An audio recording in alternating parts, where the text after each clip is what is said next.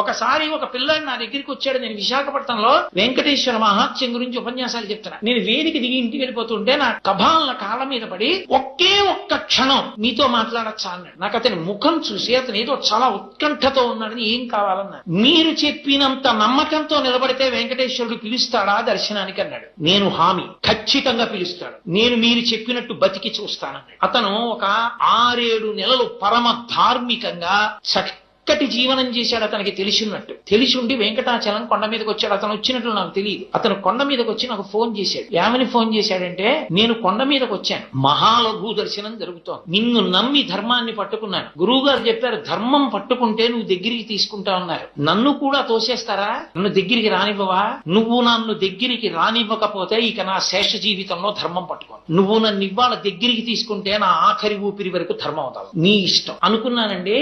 అకస్మాత్తుగా ఎవరో వచ్చి నన్ను పిలిచి